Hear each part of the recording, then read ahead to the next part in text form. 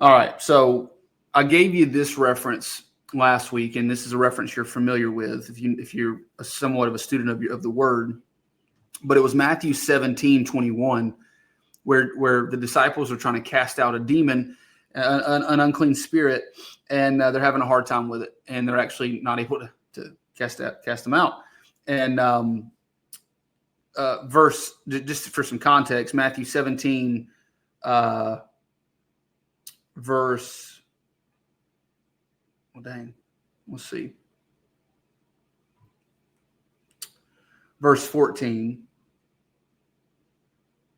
It says, and when they were come to the multitude, there came to him a certain man kneeling down to him, and saying, Lord, have mercy on my son, for he is a lunatic.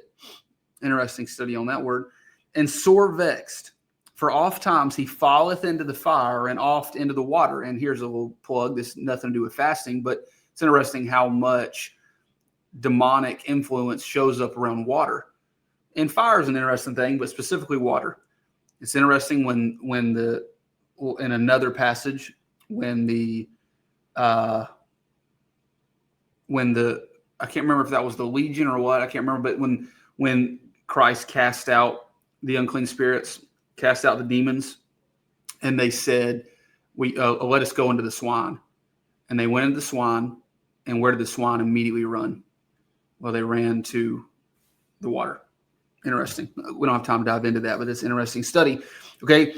So he says, look, my son is oftentimes, he's a lunatic. He's oftentimes fallen into the fire and oftentimes fallen into the water. Verse 16, and I brought him to thy disciples, and they could not cure him. And these are guys following Christ. These are guys that know Christ intimately, that they're friends with Christ. They're disciples of his. Verse 17, then Jesus answered and said, O faithless and perverse generation, how long shall I be with you? How long shall I suffer you? Bring him hither to me. And Jesus rebuked the devil. That's what in our King James Bible demons are called. There's more than one general devil. There's small devils, just like there's the Son of God, and he has made us small sons of God. Okay, again, this is not an episode on demons and demonic influence. Maybe we'll do another episode on that.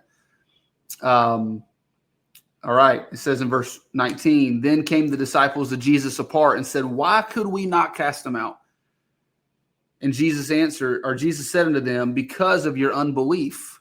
For verily I say unto you, if ye have faith as a grain of mustard seed, ye shall say unto this mountain, remove hence to yonder place, and it shall remove, and nothing shall be impossible unto you. Okay. Verse 21, howbeit, this kind goeth not out but by prayer and fasting. And so I said last week, but I'm so charged by that reference, because what could I be missing out on in my life and my intimacy with Christ and in my ministry?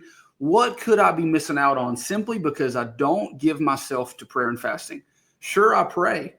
Probably could pray more fervently, more intentionally, more spiritually minded. But do I pray and fast? And I think, again, the large majority of Christianity today does not.